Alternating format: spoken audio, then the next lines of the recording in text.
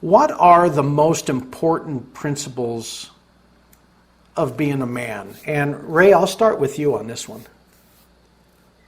You know, my knee-jerk reaction to that would simply be really two things: is integrity from the standpoint of, a simple definition of, do what you say you're going to do. I think any man now and past, present, and hopefully the future stands by their word and does what they say they're going to do, whether it's in work, whether it's life, to your wife, to your family, to your kids. You always hate to see, those stories, or whether it's in a movie or real life, of a man who prioritizes other things on top of his family and on top of his wife, on top of his kids. And that has to do with integrity. Like, hey, I'll be there at your track meet, son. I'll be at your soccer game. I'll be there.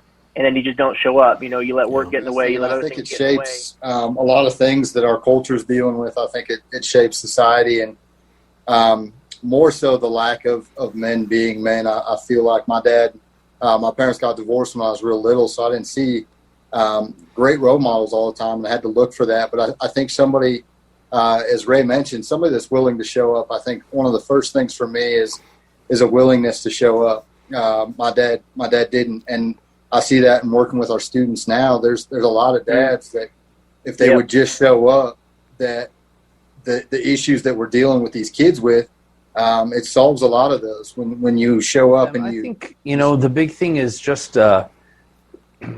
we always hear, I guess, as we're growing up, who's this person's a good role model or that person's a good role model, but definitely modeling for your kids. Yeah. And I know that I've made decisions in my life to, I did stuff that I was like, oh, I'm too tired. I don't know if I should do that or whatever. And ended up doing that,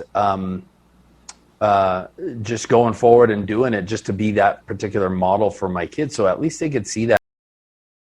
The following podcast is brought to you by Cast Content Media. Welcome to Dixie and the King. I'm an Elvis tribute artist, rocking the cradle with a much younger wife. and we are coming together to figure out this thing called life. Take this journey with us through our unique and fascinating relationship as we tackle marriage, parenting, and spirituality. We find ways to live a better life through our experiences and learn from professionals and everyday folks along the way, and how to thrive in today's world. And welcome to another edition of Dixie and the King. My name is George Gray, and of course my lovely wife is not here again, but that's okay because this is a very special edition of Dixie and the King. This is Guy Chat. I've invited three of my good friends that I think are going to add a lot into some of the questions we're going to be talking about. But before we get into all that, I do need to thank Cast Content Media for sponsoring Dixie and the King. You can find out more information about Cast Content Media by going to their website, which is castcontentmedia.com. Of course, Dixie and the King, you can find us on our Facebook page, our website, which is dixieandtheking.com, and also our YouTube channel. And what Cast Content Media does is they help podcasters like myself and my wife kind of do all the fun stuff, do the content. They film everything, they edit it up, they supply the lights and the studio, and then they get it up into the internet. They get it out there where the whole world can listen to your podcast. If you're interested in any of that, castcontentmedia.com is their website and where you can find all that information. You can also, if you so wish, you can listen to us on Alexa, on Apple, on TuneIn, Simple Radio, all those wonderful, wonderful podcast platforms. You can find Dixie and the King. All right, so we're going to get right into it. This is the first inaugural Guy Chat. And before we actually get into the questions on what we're going to be talking about, I do need to introduce these wonderful gentlemen. So let's go ahead. We're going to go with Ray Mondragon. Thanks for joining us, Ray. Tell us a little bit about yourself. Yeah, thanks, George. Appreciate you having me. So I actually grew up in the Denver area, migrated my way north here for college about 21 years ago or so. Met a cute farm girl out of LaSalle, and you guess you could just say I'm stuck here now. So that's where I'm originally from. I work for a marketing company based out of Peachtree City, Georgia, as a full-time, but I'm also a youth pastor here at a local church, Greeley Mosaic. As part-time, been doing that for about 15 years or so. And so yeah, that's me in a nutshell. Okay. 3 kids. Sorry, wife and 3 kids. Forgot the important stuff, right? Wife and 3 kids. Now, I do need to preface this, Ray, that we did talk about this earlier. We're not going to talk about any marriage stuff. That way us guys can have a nice warm bed to sleep in instead of the couch, which sometimes happens. Tell us about your kids. What are their ages and their genders? Yeah, so I have, my oldest is a girl, and I got 2 boys as well. So my oldest, she's 17. She's now she'll be 17 here in the summer. She's a senior at Valley High School. I have an older son who will be 15 here shortly in the next couple of weeks, who is now a sophomore at Valley High School. Wow. And then I've got a little guy who turns 10 next week, who is a 5th grader here at the local elementary school, Pete Marich. So wife is the librarian at Pete Marich Elementary. So wow. we're got some pretty deep roots here in LaSalle and in the community here as well. So. Very nice. Well, it's nice to have you join the podcast. You're going to add a lot to this, I know. And then, of course, let's go to Josh Schmidt. Josh happens to be my brother-in-law. He is married to my wife's sister, which, let's see, Nicole is the middle child. Is that right, Josh? Yeah, Okay. one of the middle. One of the middles. Tell us about yourself and your wonderful family. Yeah, so I grew up Fort Collins, Loveland area, and then when I met Nicole, moved to Greeley. We dated for a year, got married, going on 8 years will be this year. Got 2 little boys, got one that's going to be 4 in July, another one that just turned 5 months. We had him December 30th of 2020, so that was a great way to end such an odd year. My wife and I lead our student ministries at our church, Northern Colorado Cowboy Church. We get to head up the junior high and senior high school kids. I get to work with them on a weekly basis, do activities with them. And then my wife gets to stay at home with our boys, and she runs a photography business on the side, which keeps us busy. If it's not photography stuff, it's t-ball or it's golf. My oldest loves golf, loves hockey, so he's playing golf, and we've got him in skating classes and constantly on the go. But it's an opportunity. I appreciate the opportunity to get to chat with you guys and be on tonight, and look forward to it. Well, we're really happy to have you, Josh. Welcome, and you're gonna add something a little bit different, because I think you're the youngest out of all of us. I'm definitely the oldest, and I have the older children, but you're starting out with 2 youngins, so it'd be interesting to get your take. And if you want, you can even bring in both of you gentlemen can bring in your spirituality if you so wish. Now, this next gentleman's been a very good friend of mine. As a matter of fact, we are partners in crime. Jason Garcia. A lot of you people may or may not know who he is, but he is the famous husband to Tammy Garcia, who is a wonderful podcast on Naturally Inspired Podcasts. So, Jason, welcome. Thank you so much for joining us, and tell us a little bit about yourself and your kids. Yeah, thanks so much for having me, George. I appreciate it, man. So I have been married for 25 years to Tammy, and we have an 18-year-old boy and a 15-year-old daughter. And so actually just picked him up. He went on his first solo hiking trip with a few other dudes. And they were gone for a few days, and they went all over Utah. And so I just picked him up. He just came home right now. I just picked him up from Longmont. So that's crazy. So so he's your oldest, and your daughter. Tell us about her. Yeah, my daughter Miliana is 15, going to be 16 soon, driving already a little bit.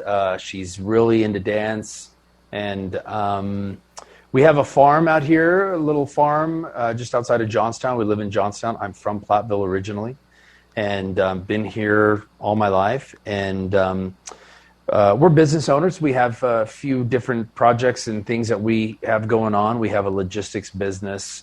And so that keeps us a little busy, and then we're getting into all the media stuff, and Tammy's been doing her podcast for a year and a half. So, and then just doing all these different things. It's keeping us busy, but that's how we like it.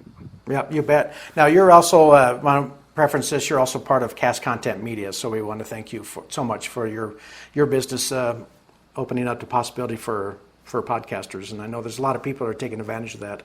And once again, if you or your wife or you want to be an influencer or have your own podcast, you can get a hold of Jason at castcontentmedia.com. All right, guys. So, with everything that's going on in the world, I thought this would be a great opportunity for us to kind of talk a little bit about what is it like to be a man, and particularly what was it like when we were younger as compared to today. And we'll just go ahead and start out with, I had some questions here. And the first one is, what are the most important principles of being a man? And Ray, I'll start with you on this one. My knee-jerk reaction to that would simply be really two things: is integrity from the standpoint of, a simple definition of, do what you say you're going to do. I think any man now and past, present, and hopefully the future stands by their word and does what they say they're going to do, whether it's in work, whether it's life, to your wife, to your family, to your kids. You always hate to see, those stories, or whether it's in a movie or real life, of a man who prioritizes other things on top of his family and on top of his wife, on top of his kids. That has to do with integrity, like, hey, I'll be there at your track meet, son, I'll be at your soccer game, I'll be there. And then you just don't show up. You let work get in the way, you let other things get in the way. Now, we all know situations of boss, sometimes there's emergencies, but I'm talking about just being a man of your word and just showing up. That has to do with integrity.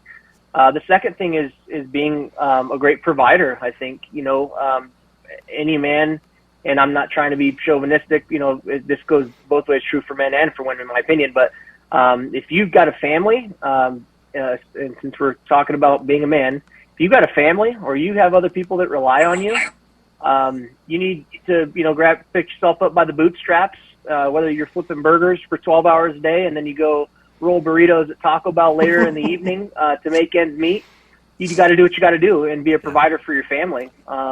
So those two things are, I think top of my list as far as what it means to be a man today, and the past, present, and like I said, hopefully the future. Hopefully that continues for young men today, or in the future, excuse me. But integrity, doing what you say you're going to do, and being a provider, providing for your family all their needs. Kid needs shoes, do what you got to do, put shoes on his feet. Kid needs clothes, do what you got to do, get him new clothes. That their jeans are too short, looking like capris. Well, then they've outgrown their pants. Get your butt to work and go get them some pants. So I'd say those are the top two things for me, at least. Knee-jerk reaction or knee-jerk response. Well, that's perfect. That's kind of what I'm looking for, is just what's on the top of your mind. And I kind of like how you said that it doesn't matter whether it's the today's man or what you perceived man, or maybe your father or grandfather, or maybe a father figure growing up. That you're saying the man's values really haven't changed, and just sticking with those principles. That's really cool. That's good. Yep. Okay, Josh, now you're the youngest of all of us, and you just recently became a man. So... No, I'm kidding. What's your knee-jerk reaction to that? What are the most important principles of being a man nowadays? It's interesting, and I think it shapes a lot of things that our culture is dealing with. I think it shapes society, and more so the lack of men being men. I feel like my parents got divorced when I was real little, so I didn't see great role models all the time, and I had to look for that. But I think somebody, as Ray mentioned, somebody that's willing to show up. I think one of the first things for me is a willingness to show up. My dad didn't, and I see that in working with our students now. There's a lot of dads that, if they would just show up, that the issues that we're dealing with these kids with, it solves a lot of those. When you show up and you speak identity to your kids, they aren't searching for that in the world. When you speak validation to your kids, they're not searching for that in the world. When you love your wife's not searching for that in the world. And so I think we have to show up. And then I think, as cliche as it sounds, I think for me, a big one's my faith, but we have to know how to love. And I think at times we, as men, you have to be, some tough guy. You have to carry the world on your shoulders. And there's a time for that, but there's also a time where we have to love. And that's something I've learned so much with my boys is just loving my boys and having to love each one differently.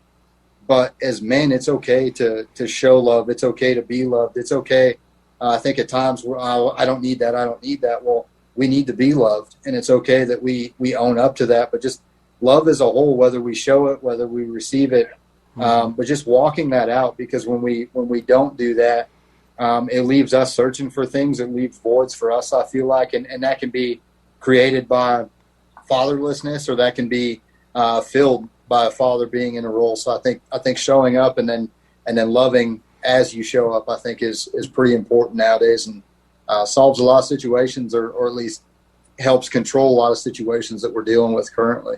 Very good. Very good. I like that. Yeah, absolutely. Yeah. Okay, Jason, now your oldest is how old now? He's 18. Yeah. So anything you can add to that? Or I'm sure you probably agree with most of what the guys were saying, but anything you want to add to that? Yeah, I agree with them. I think, the big thing is just, we always hear, I guess, as we're growing up, who's this person's a good role model, or that person's a good role model, but definitely modeling for your kids. Yeah. And I know that I've made decisions in my life to, I did stuff that I was like, oh, I'm too tired. I don't know if I should do that or whatever. And ended up doing that, just going forward and doing it just to be that particular model for my kids. So at least they could see that, and it could be, taking on that third job, like when I was about to lose my house, and I had to work 3 jobs, just to make ends meet when the whole crash happened in '08, and then not wanting to be in that position, and then buying, deciding I was going to buy some. I went from that to buying rental properties and starting my own business and stuff, and doing different things. And I think I did a lot of that just so I could be that particular model for them, because I didn't want anyone else to.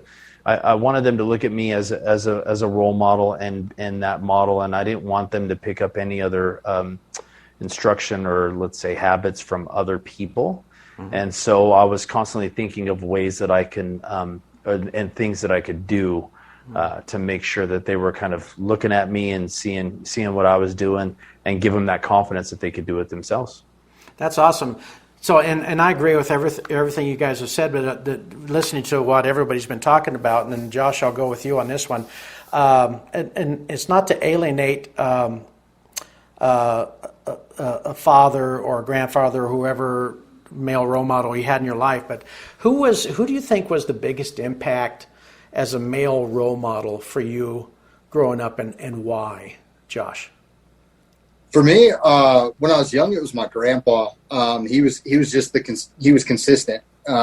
He's the one that took us to church. He's the one that was working. He's the one that was spending time with us. And then once my grandpa passed away, that shook me. Foundationally, it shook me. I stopped going to church for a while, and just the inconsistencies. And then really a guy stepped up that was a mentor to me, ended up being the best man at my wedding. But he was a friend at that point that was able to step in, because my grandpa had passed away when I was 11 or 12. And so then up through high school, when I really needed somebody to speak that life, somebody to speak that validation, somebody to call out the identity of a man within me, because you're making that transition from a boy to a teen to a man. And for somebody to call that out, it took somebody like him. There was things that my mom had said word for word, verbatim, that didn't mean as much. And then when Chris stepped in and I looked to him as a mentor, a man that I respected, that I honored, those exact same things, word for word, made such a difference. So I think those guys, a piece of advice is if you've lost that or don't have that you find that. And it's sometimes it's hard to go find, and sometimes you don't know where to look, but find somebody that's willing to call those things out. Because I feel like, had it not been for him showing me that example, I don't know right away that I would have been able to step into being a husband. I didn't know what it was like to be a dad, and so really seeing those things, but finding somebody that's going to call those things out for you. Very good, Jason. Same question. A role model. I think growing up, I had 3 older brothers. So it was my dad. It was 3 older brothers. I had an older sister, and they were 12 years, 14 years, I think, and 15 years older, even maybe older. But I had I had literally like 4 dads almost when I was growing up in the household. And so I would consider them probably, all 4 of them, I guess, had different roles, and they were probably my role models. You know, one would talk to me about, I don't know, finances at times, or doing business about stuff. And then my dad was always about working, and one of my other brothers was more creative, and one of them was really into music. So I think I took a little bit from each one of them. Yeah, I would say, you know, they're my role models. I also looked up to, I was a musician growing up as a kid. I had a band, you know, we played around in bars and stuff when I was like 15, 16. So I really looked up to a lot of, and I read a lot of biographies on musicians. And so I looked up to a lot of musicians also, like Stevie Ray Vaughan and those guys. And it's, you know, it was a different thing for me. It wasn't just a music thing. I really liked the way they got, you know, the way they lived and how they overcame certain things in their lives. And so they had a little bit of modeling for me also. Interesting. So that, yeah, I think that's interesting when you talk about role models as far as being entertainers and musicians, and I'll talk a little bit about myself here in just a little bit. But Ray, tell us a little bit about who's your role model? From a male standpoint, I mean, without hesitation, it's definitely my dad. You know, both the things that I talked about, past, present, future, those are the things that I saw embodied in my dad. You know, he was always the guy that said he'd be there, and he was there, did what he said he was going to do, you know, just, you know, and then he was a provider. I remember very specifically, you know, he worked his ass off to give us everything we needed, more than we needed, everything we wanted. And I remember specifically one time, I was younger and in high school, and my dad he worked graveyard shift my whole life, really all until I think I went to college, and he stopped working graveyard. But he did that, you know, primarily so that he could have weekends and have days. And when he had us, and my parents divorced at a very young age as well. But I remember specifically watching him wake up, and you know, he'd get home, or he'd sleep all day. He'd go work graveyard. And then as soon as he was done working graveyard, he'd come home, sleep some of the day, get up, he'd have dinner with us, and then he'd leave and go work at the airport throwing bags for, you know, 8 hours, and then hit his graveyard shift, you know. So, like, wow. He was just always doing what he had to do to make ends meet and to provide for us. And so, yeah, definitely my dad, you know, from the standpoint of all that, of, you know, what it means to have integrity, to be a man, to provide for your family. So much so, just this last weekend, my dad bet me that I wouldn't get my name tattooed on his body because I have my kids' names the way they wrote them when they were in kindergarten. And he's like, that's pretty cool. I bet you wouldn't do it for me. I said, let's go right now. And he said, you wouldn't. So that's what I did. I went and got his nickname tattooed on my bicep, just to prove him that, you know, he's that important to me. So, yeah, I mean, without a doubt, definitely my dad. Very nice, very nice. So my story was I never really knew my biological father. So growing up, my mom remarried when I was 9, and I'll talk about him just a little bit. So my father figures, my role models were, of course, my mom had to be both dad and mom, more so the mom. But my role models were TV characters. So Jason, when you were talking about musicians, mine was Lucas McCain from The Rifleman, and Guy Williams, who played Mr. Robinson in Lost in Space, and then Leave It to Beaver's dad, Ward Cleaver. You know, those were, and the Lone Ranger. Those were kind of my role models. And then when my mom remarried, my stepdad was in the Marines, so you know he brought a different type of a male role model because he was actually physically there. So the discipline that he got in the service and those kinds of things. Well, very cool. So and then just real quickly, Jason, since we're all kind of talking about family members being male role models, I was just thinking about this. So Jason, I'll go to you on this one. What is it that your male role models did that irritated you, but now you see yourself doing the exact same thing? I think it was a lot of that. I think I got from my dad, right? Yeah. I mean, I think my dad, I think, by the time I was born, I mean, he already had 4 other kids, so they went through that whole thing, and so he would get on my ass quite a bit about certain things, and working and always being busy, and I think that was the big thing: always working, always being busy. That was his big thing. He never wanted me to stay. He never wanted me to sit on the couch or rest or anything. He just wanted me to keep moving. And I think I'm that way a little bit. Yeah. And I don't know about with my kids, but I think more with myself. I'm not on my kids about that. But definitely with myself, I'm always like, hey, we got to keep moving here, right? Keep going. Right, right. And that was probably the thing. Right. Yeah. Ray, is there something that your dad did that irritated the heck out of you, but as you get older, you find yourself doing the exact same thing? Yeah, my dad's the kind of guy that, wants things done a certain way, and, likes things, everything everything has its place and in its place. And he's definitely the kind of guy that says, do it this way, or, hey, why don't you do it that way? Or, hey, wouldn't it be easier if you did it this way? And it used to irritate the absolute crap out of me, and it still does because he's still that way. Right. But I find myself doing that to my kids or my wife, or I'll say something like, why are you doing it that way? It'd be a lot. Why don't you just do it this way? And then I catch myself, man, I really sound like my dad right now. So he's very particular, and I've noticed that I'm very particular in some of those ways as well.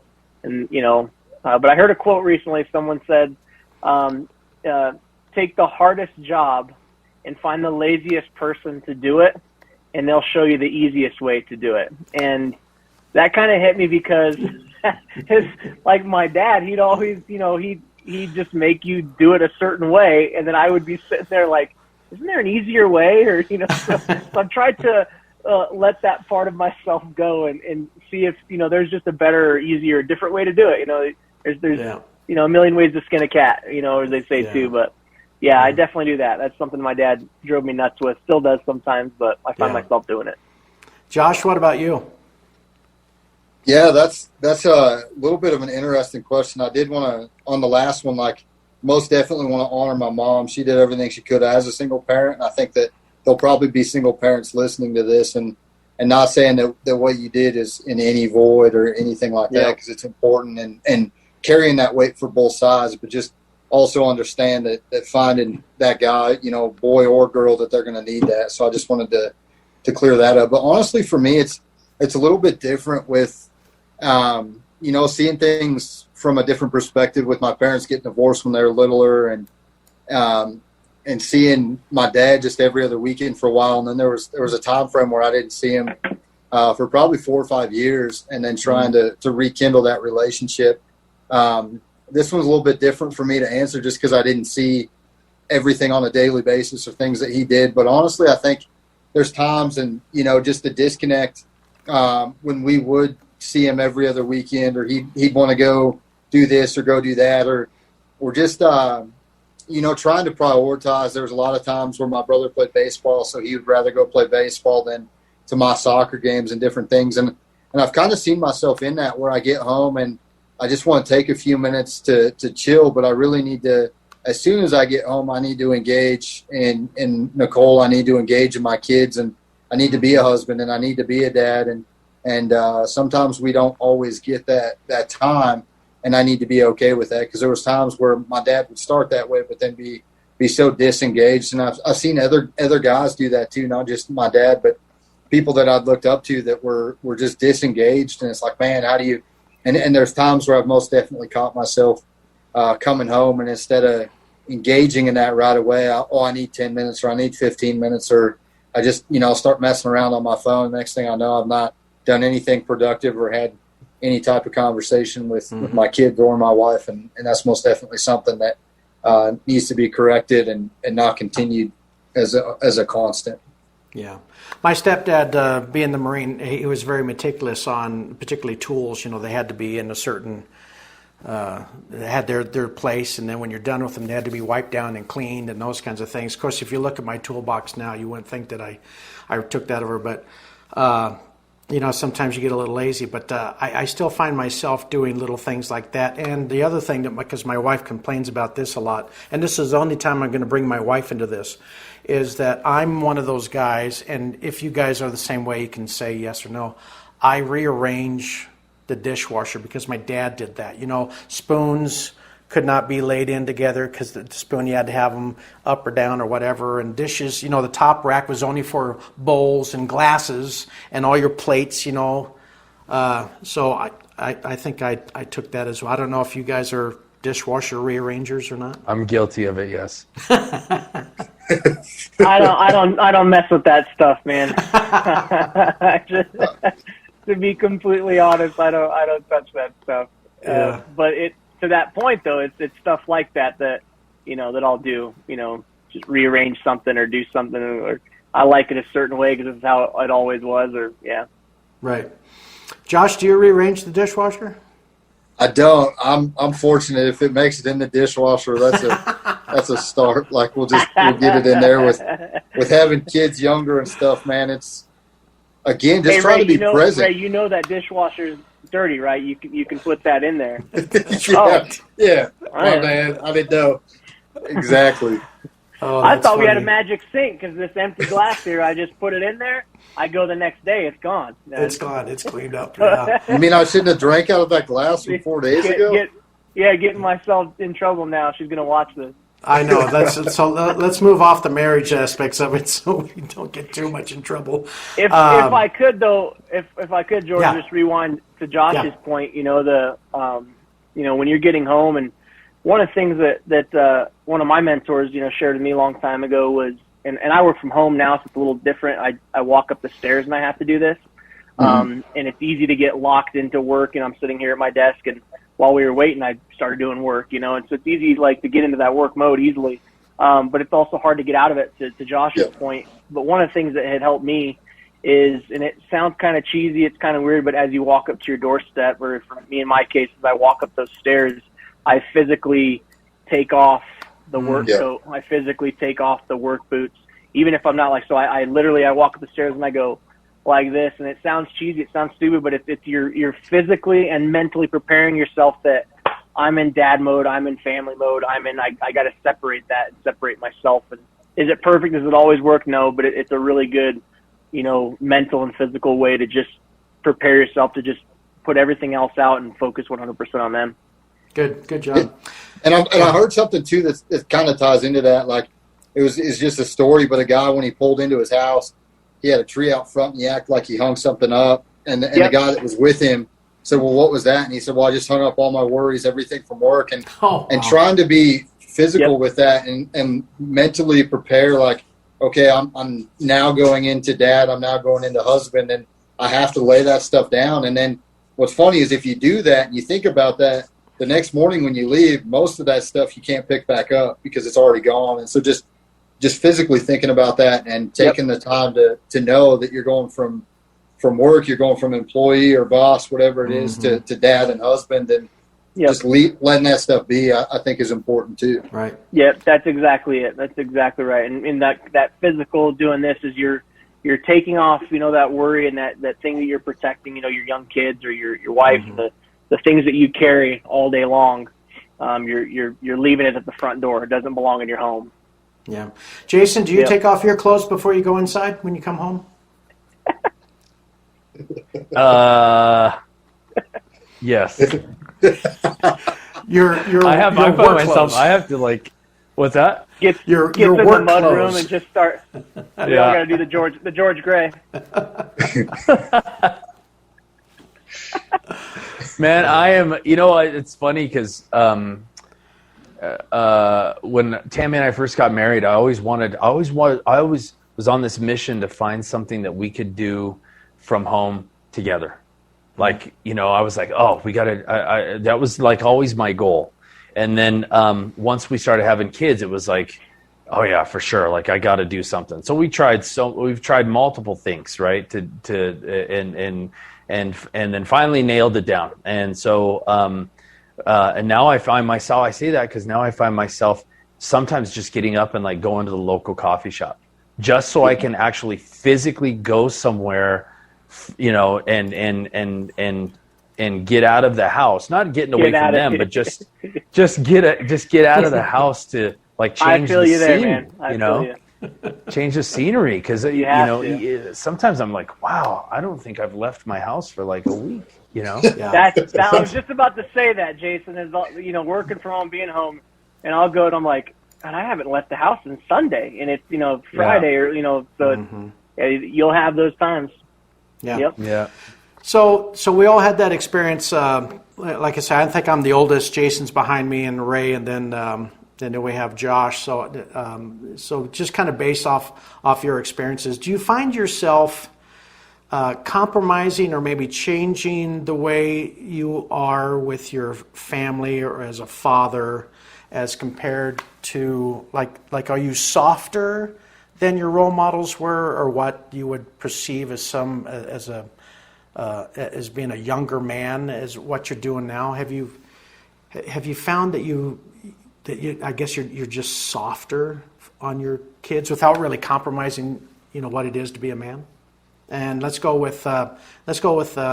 back to Jason. He hasn't talked much. Am I softer? No. Okay. No, I don't think so. It's a different. I've taken it in a different direction than what my dad and my role models were with me, I think. But I actually purposefully try to be a little bit harder because I think nowadays there's a lack of that, a lack of that modeling or a lack of direction that we're giving our kids. And we're too busy trying to be this. I find it, and this is just my opinion, but I think, we're too busy trying to be this ideal husband and ideal dad and ideal, and sometimes it's just not realistic. Yeah. And so I find myself, stepping back and thinking, no, I'm gonna be real about this situation, and I'm gonna tell him, and I've raised my kids really introducing them to a lot of things that maybe other people might not do that, but I wanted to communicate with them because I want them to realize that there's a real world out there. It's not just this kind of neat little package that we have going on here, because the minute that if something were to happen to me or the minute that they step outside here, I don't want them to be shocked. I want them to be prepared. So, my role models were, especially my dad, was way harder on me. But I've taken what he did or what his message was, he was trying to get across. And I think I've changed that in the way of the delivery, so the message is still there, but the delivery is different. There you go. Okay. Very good. Ray? Yeah. Ray, you got anything? Yeah, man, I couldn't agree more. I think you hit the nail on the head for me. That's literally word for word, probably exactly what I would say is, I think as men, or at least I think what we should be trying to do is being as good, if not better. We should be striving to be better than what those were. And I love that how you said, the message is the same, but the delivery is different. And, my dad would be the first to admit that, at times, he flew off the handle and he would get after us and just get on us. And man, I remember sitting there and knowing what that felt like. And have I been perfect? No, 100% not. There's been times where I've raised my voice or said things I shouldn't have. I think we can all, as men, and this is something for you, Josh, as a young father, you're going to have a day someday that you're going to instantly say something and say, man, I shouldn't have said it that way, or I shouldn't have used that tone of voice. And so I think I've really tried to be better from the standpoint of message is the same, delivery is different. But man, everything you said, Jason, not sheltering, I have open, huge, heavy, honest conversations with my kids. I tell them stories about the stupid shit I've done, the things in, you remind me of 1 Peter chapter 5, verse 8 says, be alert and of sober mind. Your enemy, the devil, prowls around like a roaring lion looking for someone to devour. Yep. And that verse right there, we have to prepare our kids, prepare our families that it's a real world out there. They're not going to be shocked. My daughter's not going to go to college and be like, wow, how people drink at this age. And, it was a culture shock for me as a young, kid, went to private parochial schools and a Christian high school and all that. And I just couldn't believe 18-year-old kids were doing what they were doing. And having conversations, or as of recently, I asked my kids, "Hey, do you cuss around your friends?" And they say, "Well, no." And I was like, "You can be honest. Like, you say, like, what do you say?" And they're like, "No, we really don't." And then I kind of like jokingly, I said, "Well, you're at this age, you can say this word and this word, but these ones are off limits. You're at this age," kind of as a joke. But it's real, man. It's I 100% agree. Everything you said, Jason, nail on the head. Yeah. Josh, anything on that? Yeah, I think, in my boys being a little bit younger, I feel like there's times where people probably look at us and we're like, probably like, man, they're way too hard on them. But my thing is I've seen the results of parents trying to be friends instead of parents, and Right. dads trying to be a best friend instead of a dad. And for me, I would rather raise my boys and be tough on my boys, but create an expectation and a standard when they're young. So then when they're older, people want to be around them. I mean, my 4-year-old, there's times where we've been in leadership meetings and he's had to sit there and behave for 2.5 hours. Like, some of these parents, they're so off in letting their kids do whatever they want, that you can do this, you can say this. Like, there's things I've heard kids say that my mom would have backhanded me, like guaranteed in the middle of the store in front of God and everybody, I would have eaten the back of her hand. And we're so worried about hurting their feelings, or and we need to be sensitive to that. We need to be aware of that. But we also have to create an expectation, because if I don't set that standard of that expectation, the world's doing it. And then you've got 13-year-olds that are pregnant with their second kid, or you've got these no standards and there's no expectation. And then when they do get in the real world, well, why didn't anybody tell me this? Why didn't anybody tell me that your friends bail? And we're actually doing something at church that, I feel as we raise a kid in the ways of the Lord's, they won't depart. And I feel like if we raise that and set that standard, I heard somebody at a leadership conference say one time, you don't teach your kid not to run out in the road when they're 13, because they'll never get there. And so I think a lot of times we figure out, well, I don't have to parent when they're young, and then I can parent when they're 10 through 13 and then be their friend again. Well, if we set that standard and that expectation when they're young and they're 4 and they know, like, my little boy's got better manners than some people do that I work with, and we set that standard by the time he's 13, creating that open environment where we can have those honest, hard conversations. There's a lot of kids that don't have those conversations. Well, you should wait to have sex until you're married. You shouldn't drink and drive. You shouldn't do all these things. And then we deal with the consequence because we don't have the conversation. And so if we would begin or create an atmosphere where we can have a conversation before we're dealing with the consequence, but that's not always being the best friend. That's not always being popular to your kids, but then being humble enough that when we do screw up, hey man, hey boy, sit down. Like, I'm going to get at your level. I'm going to get on my knees and look you in the eyes and tell you that I'm sorry because I screwed up. And teaching them humility in the standards and the expectations. Yeah. Very good. No, those are great answers. So the next question here is a couple of us. Josh has 2 little boys, so Josh, I guess you could put you can still answer this to a certain extent. The difference between a son and a daughter. How different are you when it comes to things like discipline and maybe comforting and communicating? Josh, I'll let you kind of tell us how you're hoping to raise your boys, or a philosophy that you're looking at in that regards. For me, what I've realized already is you got to love them different. Each kid's got their own personality. One, you may have to. It may just be a word that just breaks that kid down, and that's enough. And then the other one may be a little bit more stubborn. And one of my best friends, he actually ministered on love one time, and he found out that he had a boy and he was pregnant. His wife was pregnant with their daughter, and he said, I realized that I have to parent different. And I think setting the standard again, it's not a cookie cutter parenting. Again, we've seen some results of things where it's cookie cutter and that doesn't work. And then you get these young girls, they need a dad. They need the dad to be that excellence. They need the dad to be that standard. But then our boys need that dad to show them how to do those things, to show them honor, to show them how to love. But if we don't have those things, if we're not letting our girls, and we see it at church, the girls that don't have dads, that you have to kind of step in as that fatherly role model. They need to know what to expect. They need to have a bar set where if you don't meet these things, if you're not going to honor, if you're not going to walk in respect, then you can't be around. And so I think it's different, but kind of a similar message, but you have to approach it different, because if you try to go super cookie cutter, you're going to leave one of them completely in the dust. Yeah. I feel like. Yeah. Jason, what's the difference between your son and your daughter when it comes to discipline, comforting, and communicating, do you think? I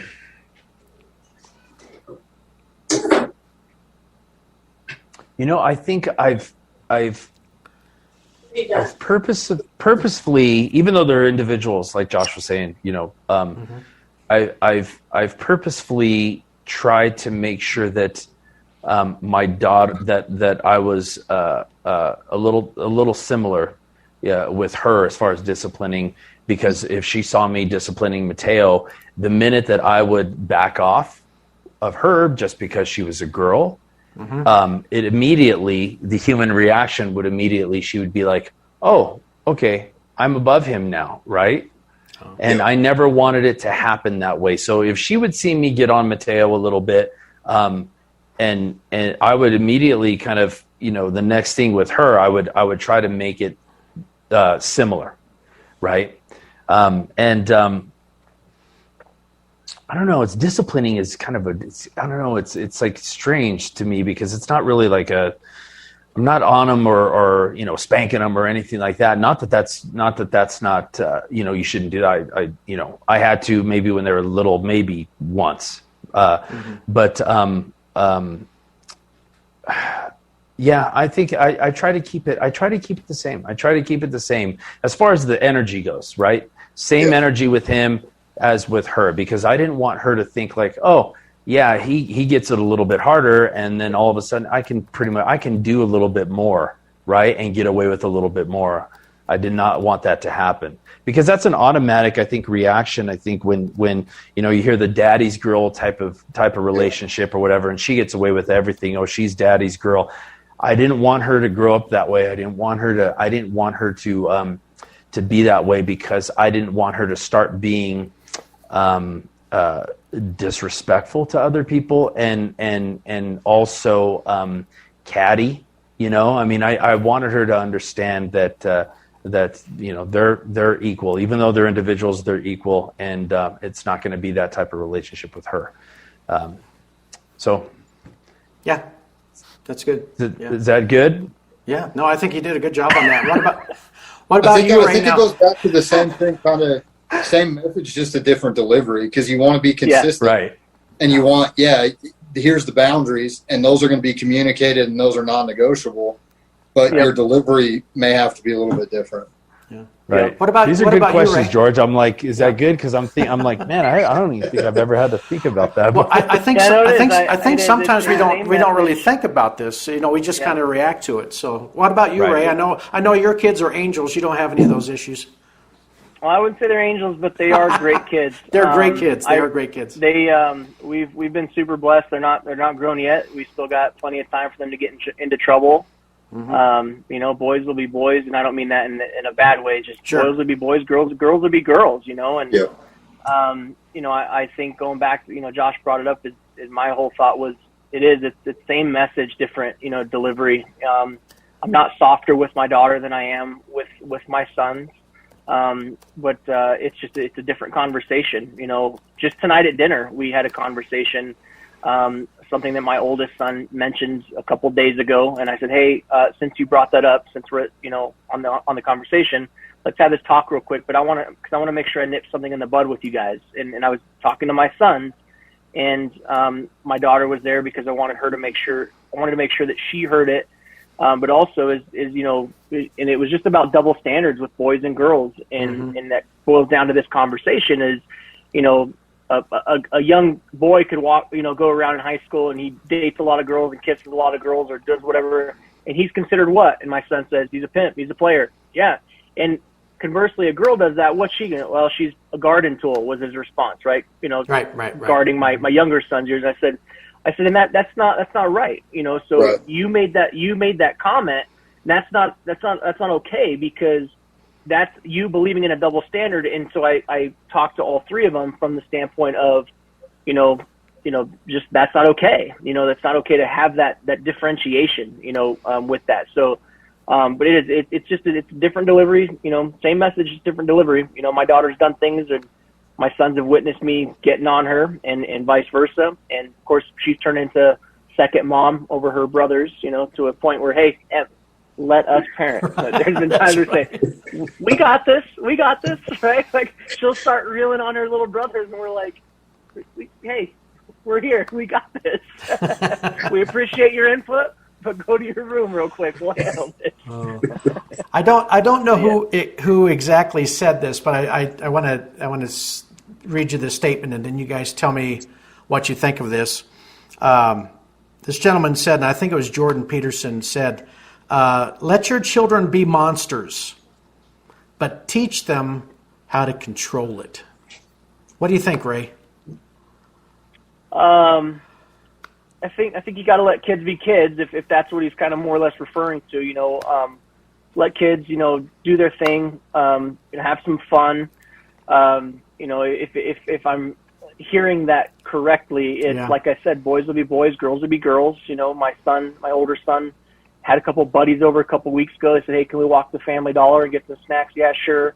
Well, we had found out that on the way, they went and ding-dong ditched a couple of the girls that they go to school with, right? And so right away, my wife was like, what the heck? And I'm like, that's not a big deal. Like, and I was doing much worse at 15, right. It's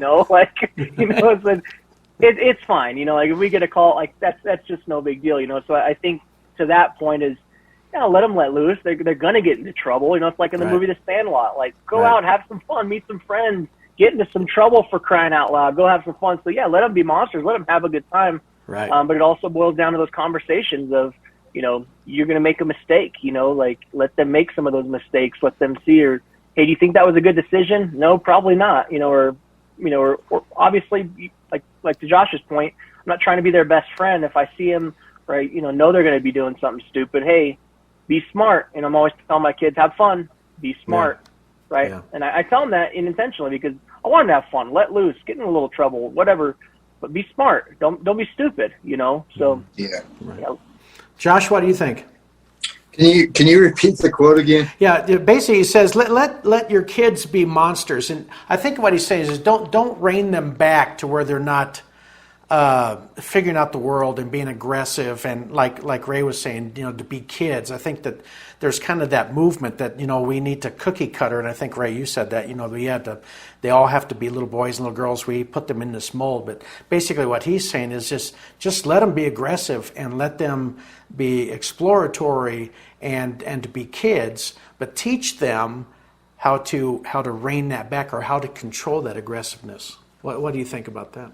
Yeah, I think that's important. With Elijah being 3.5 going on 4, he's hit a point where his imagination is there, and it's super cool to watch. Where I want you to adventure, I want you to learn, I want you to explore, but you have to do that within these boundaries. And he knows here at the house, you stay in the fence. Like, that's a boundary that's in place. You can explore within the fence. If you go outside, there's consequences, because we're trying to set that boundary to protect you. There's tractors, there's equipment, and something that our pastors had talked to us about is you want to be sensitive to that, because you don't want to break their will. You don't want to break them in how God wired them. You don't want to. God wired them this way, and you go in and try to just completely disrupt the wiring that he placed in them. But how do you harness that? So God's given you an imagination. God's given you creativity. God's given you the ability to make choices. So go and not crush their will, and not hold them back so tight where they don't dream, where they don't have vision, where they don't see that. But here's your boundaries. And if you step out of those boundaries, there is consequences, and we've got to correct that in the moment. because there's some things that are non-negotiables. Again, like if you start not listening about playing in the yard and you're outside, we're going to have to correct that, and you're not going to play outside anymore because there's tractors and things like that. Like, I don't want you to get ran over. I don't want you. So I'm most definitely like we are at a stage where every night there's probably 10 or 15 hockey fights in our living room. And that's I think that boys being boys, like they need that connection. They need to know that they have strength. They need to know, but within boundaries. Just last week, Elijah and I were playing, and he loves hockey. Well, he actually like pushes me away and like a right hook and catches me in the cheek. And I'm like, whoa, we're playing, like we're not hitting. He's like, well, that's what hockey players do.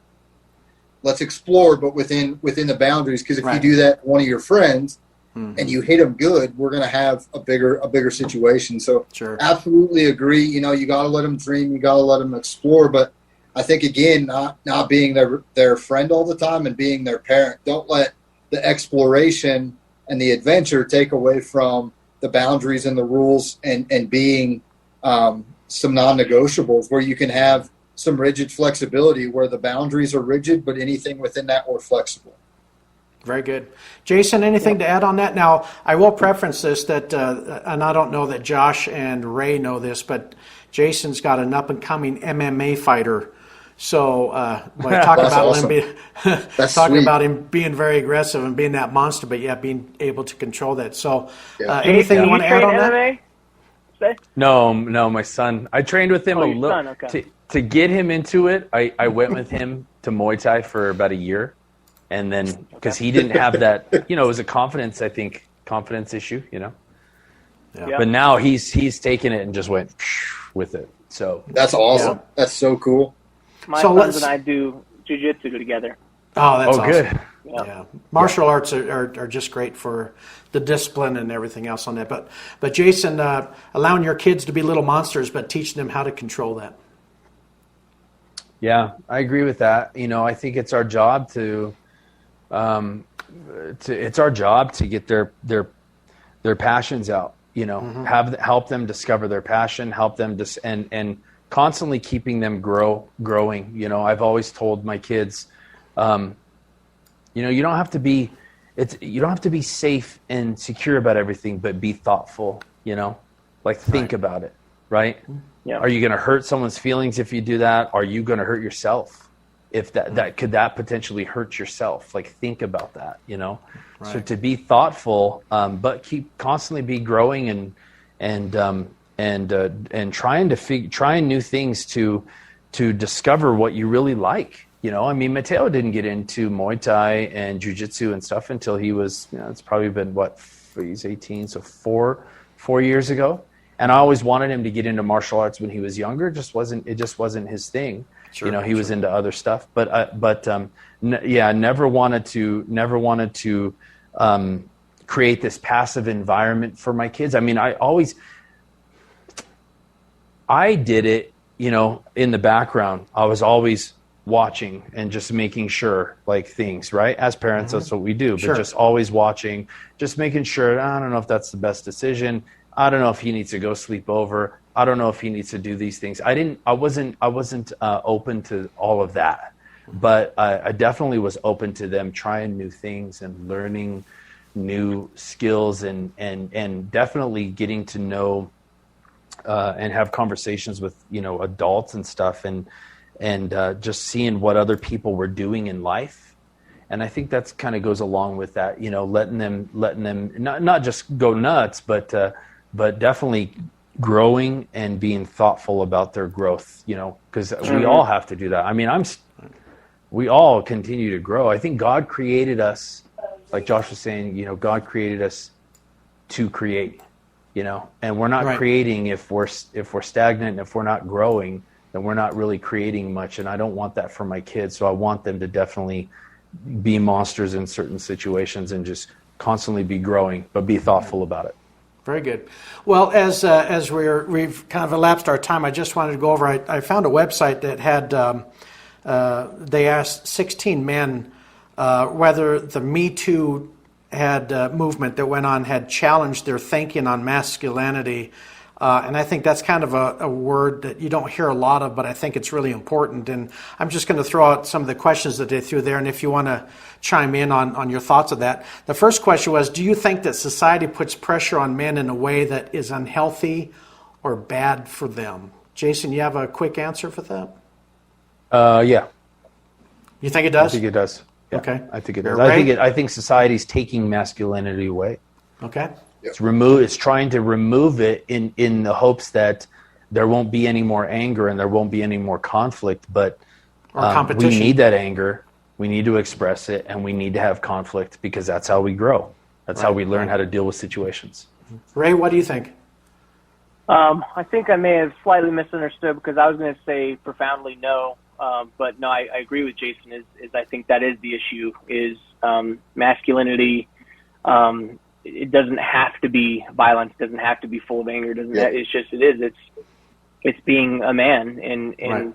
like I said earlier, way early on, is man, versus a woman. Just like to Josh's point, his mom, he wanted to make sure that he gave her that credit because a woman has to step up and be the man of the house sometimes too. And same thing, they're single fathers, they have to step up and be the woman of the house as well. So, but yeah, I think overall, yes, there is a pressure of what does a man look like? And, they shouldn't, be hardened or they need to be more, soft or whatever it is. I think it just boils down to, what masculinity is taking care of business. What I said early on, initial first answer to the question is being full of integrity and doing what you're saying you're going to do and being a provider and all those things.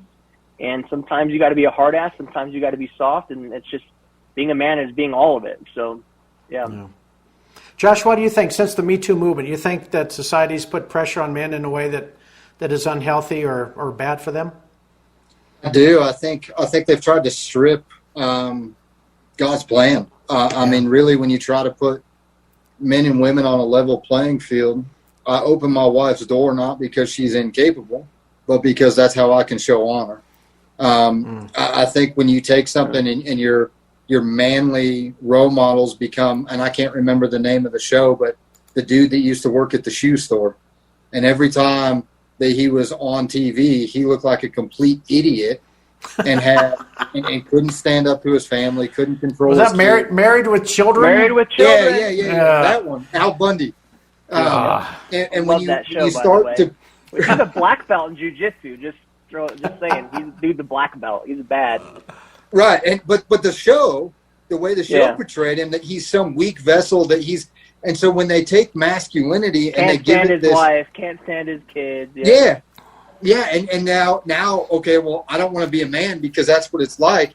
And I think that when you start to take that away and you start to remove God's destiny and God's plan for people, I feel like it's the men that should be calling these things out in our kids. That even if they're not your kids, if that's your kids' friends, you should be calling out identity and purpose, as our Father did to us. And when we don't do that, we have kids that are lost. We have confusion, and because this identity thing, this identity crisis that this has created, now you don't know. There's not just man and woman. There's 72 genders that you can verify as or identify as, because when you take that away and you start to, well, no, you're too manly or you're not man enough, and we start to put all these stipulations and pinpoints, like the bullet points, you have to be this to be a man.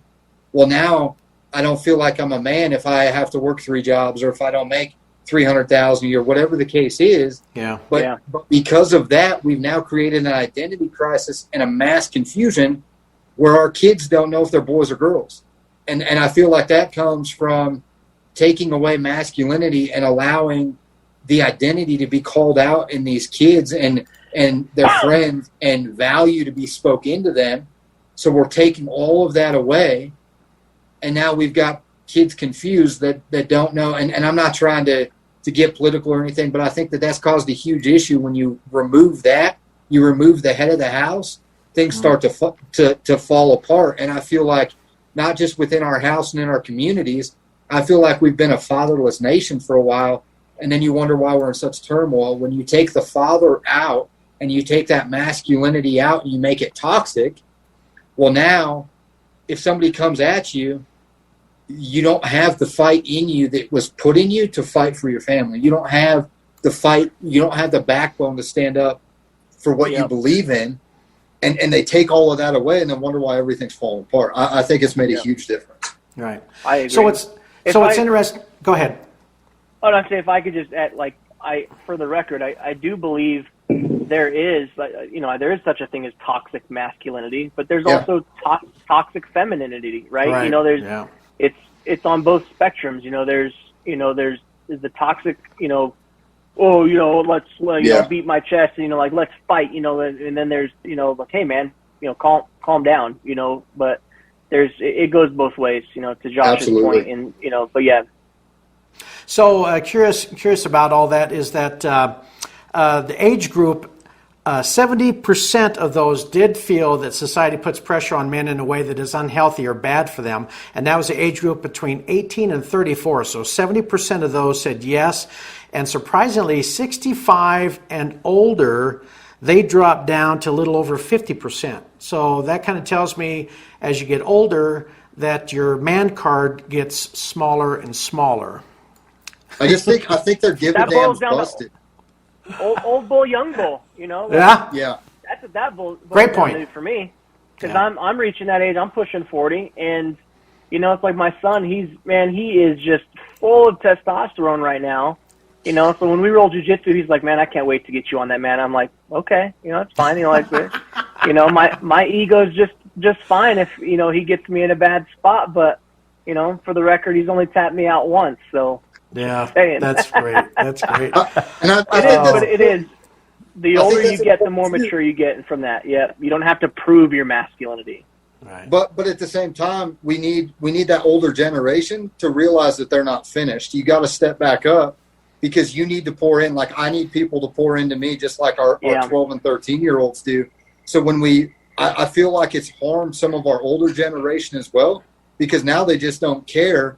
And they're done investing because they've got this thought process that the next generation's not going to do anything. We still need those stories shared. We need people going before us to cast vision, because ultimately your guys' ceiling should be my floor. And if we're not creating that and the people behind us have to recreate the wheel, that sucks, and we're completely defeating everything that we're supposed to be doing. Yeah. Hey, we just saw your wife walk by. Hopefully she's not listening to our man talk.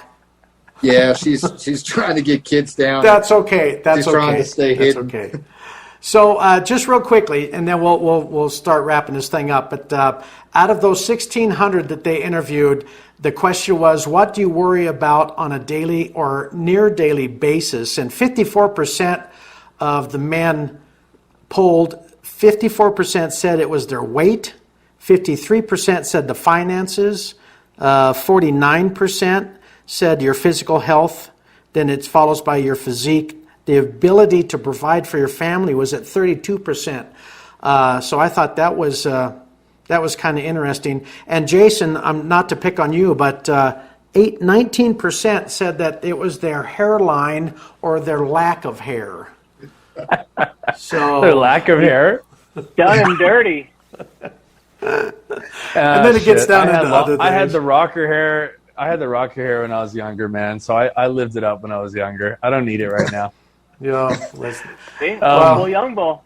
Yeah. I think that the 32% you said to take care of their family. I mean, that's all I'm concerned with. I mean, and that involves finances. It involves all these different things. Exactly. But it's just what masculinity is to me is, okay, is the car running good? Do I have good tread on the tires? See, they're not looking at that as masculinity, right? They're looking at it like we're all just a bunch of pigs. It's my opinion. We're all a bunch of pigs, right? And we just all we think about is sex, and we don't honor women, and we don't. That's where all of that comes from, and that's completely false. Because being a man in that masculinity part is looking at everything from a bird's eye view, at least for me, looking at everything from a bird's eye view and making sure there's enough food in the house, there's enough money on the card or in the wallet, there's there's gas in the car, there's good enough tread on the tires, the car's not making this noise. Did I do this? I mean, I think probably about 100 things before I even get out of bed in the morning. Right. And they're not about me. It's about my kids and my wife and what they potentially could have to deal with for the day. Yeah. Very cool. Now that's masculinity to me. And when they throw us under the bus, or they say that, it's all about, I don't know what they say, but it's like I said, it's all about sex or fighting or whatever. No, that's far from the truth. And that surprises me about taking care of the family is only 32%. See, and because it's not about my weight. Right. It's not about my weight. You got to do all those things to make sure you live long enough to be with your kids and your family. And I understand that, but I don't think about that stuff first. Right. Very good. Anybody else have anything to add to that? Yeah, I'd say it's pretty spot on. Yeah. Like I like how Jason said, I think about 100 different things before I even get out of bed, and it's the truth. Are my kids going to be good today? That for me, if those were the only choices, that is a short list. But for me, it's 100%. What drives me is, am I doing a good job? Are they going to be proud of me? Is my dad proud of me? Is my wife proud of me?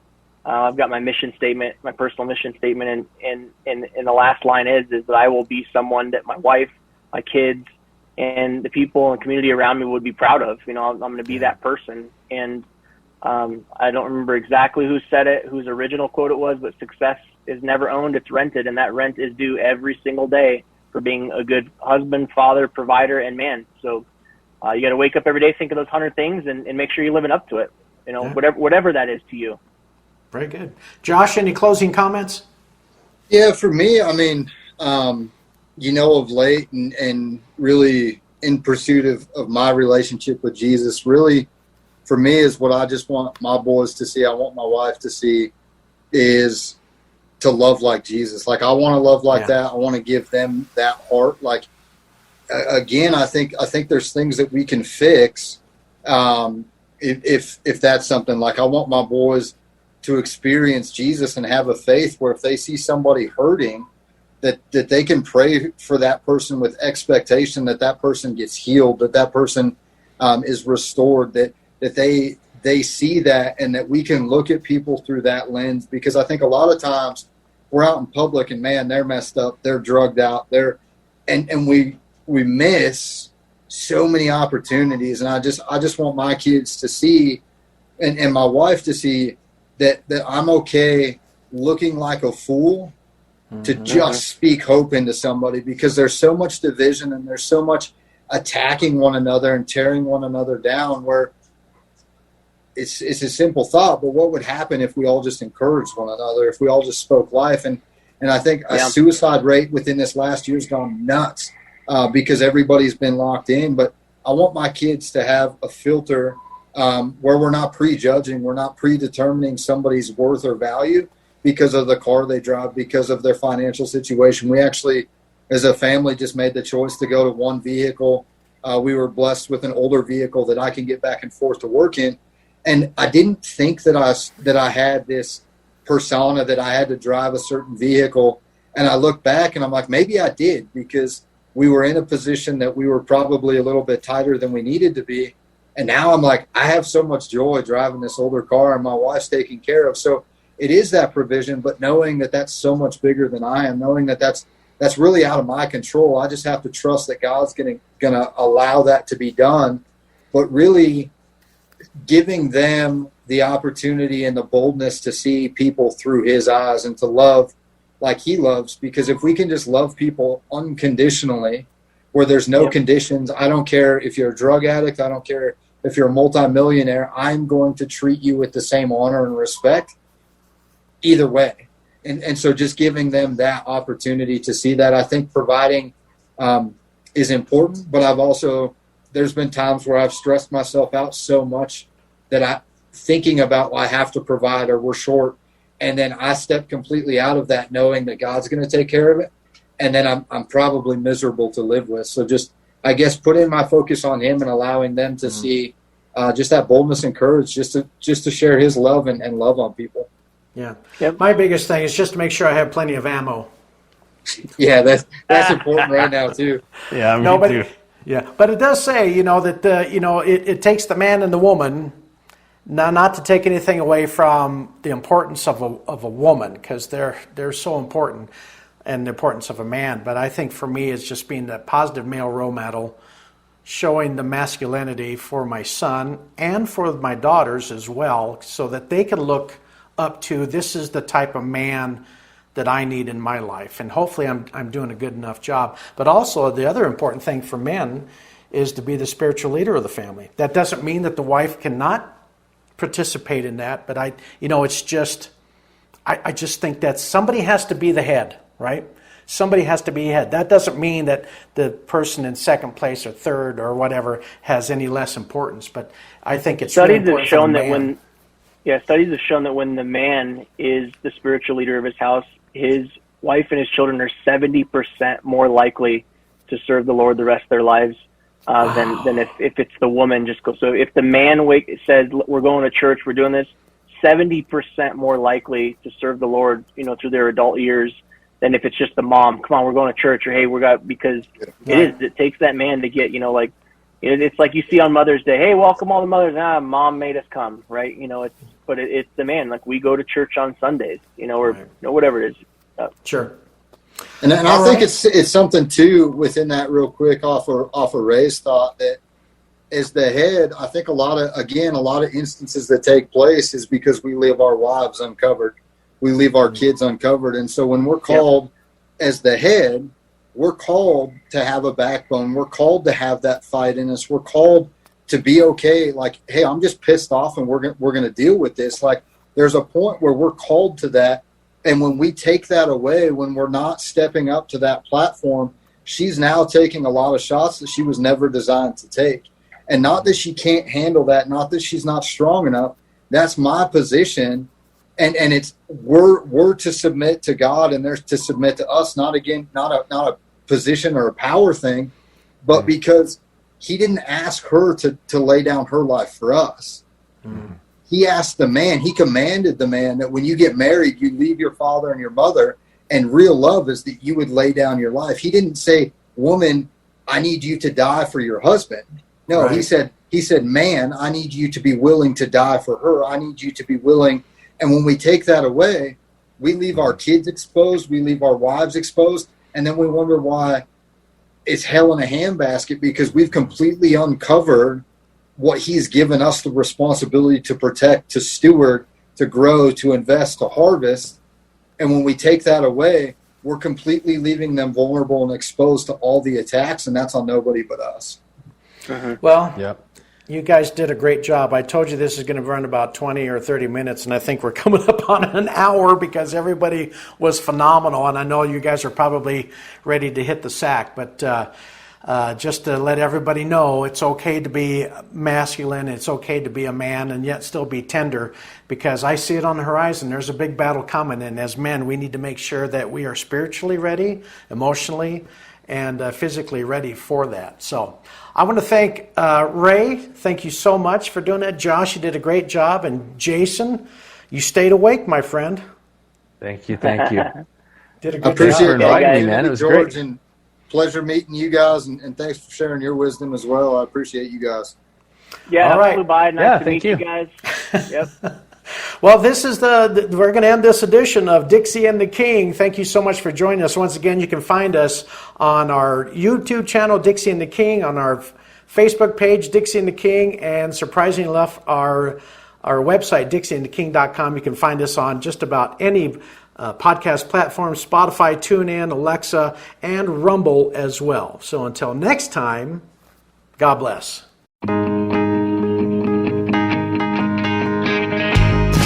Thank you so much for tuning in to Dixie and the King. We know there are possibly millions of podcasts out there, and we really appreciate you landing on ours. We'd love to hear back from you with suggestions, episode ideas, and possible guests. If you'd like to connect to our guests, we would love to share their contact info with you. Feel free to tell a friend and share our podcast with them. To learn more and watch past podcasts, please visit our website, dixieandtheking.com.